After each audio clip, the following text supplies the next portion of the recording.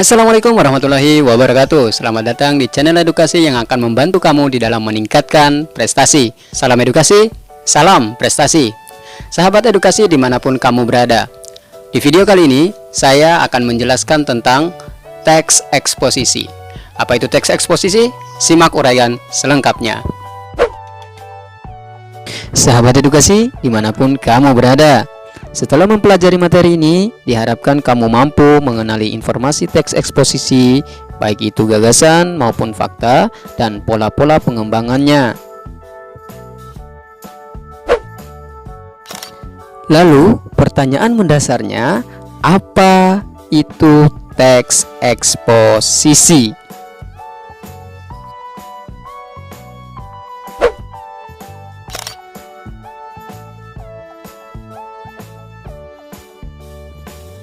Teks eksposisi adalah sebuah teks yang berisi informasi dan pengetahuan yang dimuat secara singkat dan padat.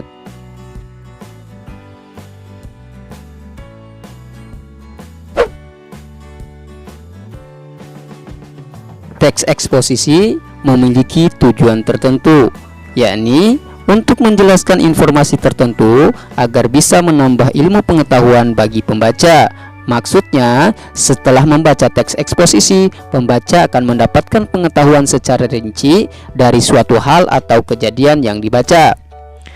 Bentuk teks eksposisi dapat ditemui di media massa berupa esai, tajuk rencana, atau editorial dan tanggapan kritis. Selain contoh-contoh tersebut, ada pula yang namanya debat. Debat digolongkan ke dalam teks eksposisi. Kenapa demikian? Karena di dalam debat mengungkapkan beberapa gagasan yang disertai dengan fakta-fakta untuk meyakinkan pendengar terhadap apa yang mereka sampaikan. Oleh karena itu, debat digolongkan ke dalam teks eksposisi.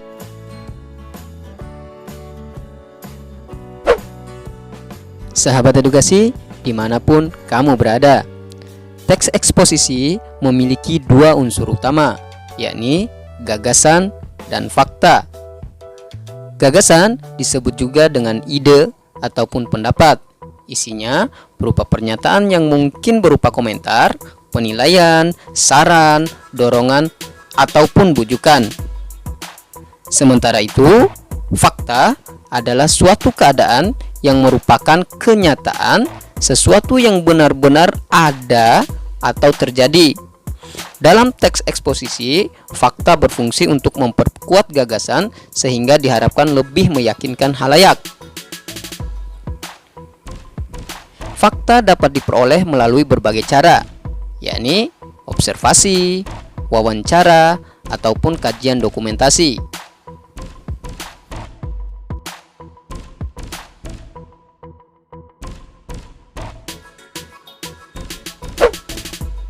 Sahabat edukasi dimanapun kamu berada, berikut ini disajikan ciri-ciri fakta dan opini beserta contoh-contohnya.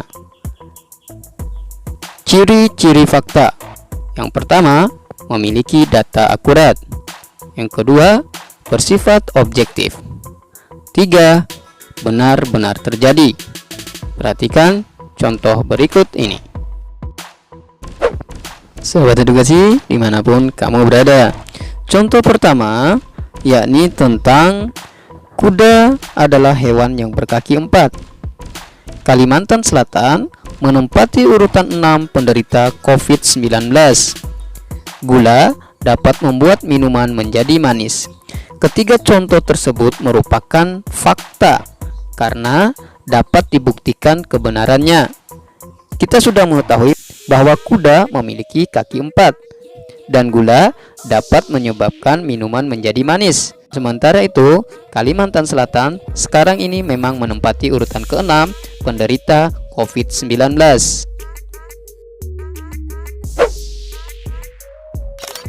Ciri-ciri opini. Sama halnya dengan fakta, opini juga memiliki ciri-ciri, yakni kebalikan dari fakta. Yang pertama, merupakan pendapat pribadi atau sekelompok orang. Yang kedua, bersifat subjektif. Maksudnya, dalam pandangan opini, cenderung tidak netral karena cenderung memihak dari pendapat orang lain. Kemudian yang ketiga, tidak dapat dibuktikan kebenarannya. Maksudnya, ketika dilakukan pengecekan, maka peristiwa yang terjadi atau apa yang disampaikan itu tidak ada atau tidak benar-benar terjadi.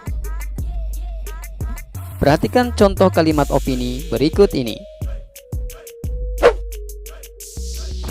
Contoh opini yang pertama, yakni Celia adalah perempuan yang paling cantik. 2. Makanan buatan Celia sangat enak.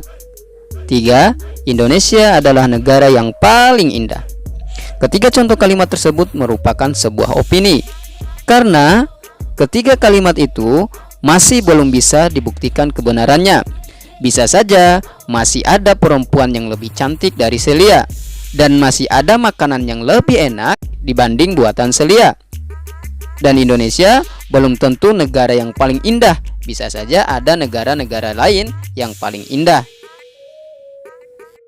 Dan yang perlu diingat, di dalam kalimat opini biasanya cenderung menggunakan kata-kata yang sifatnya tidak pasti, seperti mungkin, rasanya, atau sepertinya.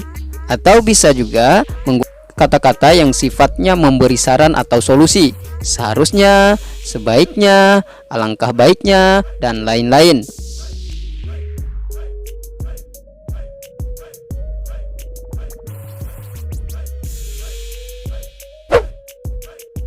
Sahabat edukasi, dimanapun kamu berada, teks eksposisi memiliki 4 pola pengembangan. Yang pertama, pola umum khusus.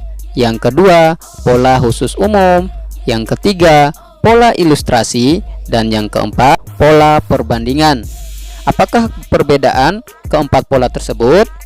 Untuk mengetahui perbedaannya, simak uraian berikut ini.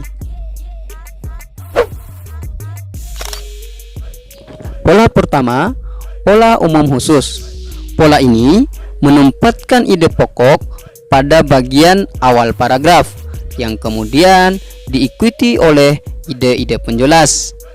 Pola ini dikenal juga dengan sebutan paragraf deduktif. Ide-ide penjelasnya merupakan perincian dari ide-ide umum yang dikemukakan sebelumnya. Pola yang kedua, pola khusus umum. Pola ini disusun dengan cara menempatkan bagian-bagian khusus, kemudian diikuti oleh uraian yang bersifat umum. Bagian terakhir dalam bagian teks ini berfungsi sebagai simpulan atau rangkuman dari pendapat-pendapat sebelumnya. Pola ini dikenal juga dengan sebutan pola induktif.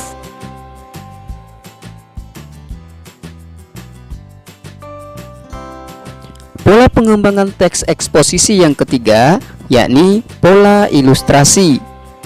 Pola ilustrasi adalah pola pengembangan paragraf yang digunakan untuk menyusun sebuah paragraf atau karangan dengan gagasan utama yang terlalu umum, sehingga membutuhkan ilustrasi-ilustrasi konkret sebagai pendukung untuk memperjelas gagasan utama. Dalam hal ini, pengalaman-pengalaman pribadi merupakan bahan ilustrasi yang paling efektif dalam meyakinkan kebenaran suatu gagasan. Dan pola pengembangan teks eksposisi yang terakhir, yakni pola perbandingan. Pola perbandingan adalah pola pengembangan paragraf dengan cara membandingkan dua hal atau lebih. Pola ini digunakan untuk mengembangkan paragraf yang membahas dua hal atau objek berdasarkan persamaan dan perbedaannya.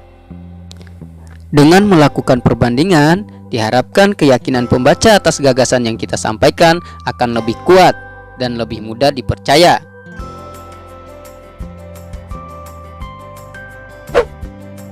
Sahabat edukasi, dimanapun kamu berada, demikianlah penjelasan tentang teks eksposisi.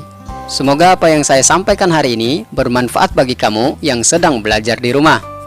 Jangan lupa klik tombol like, subscribe, dan share video ini ke teman-temanmu. Siapa tahu mereka juga membutuhkan video ini. Saya cukupkan sampai di sini.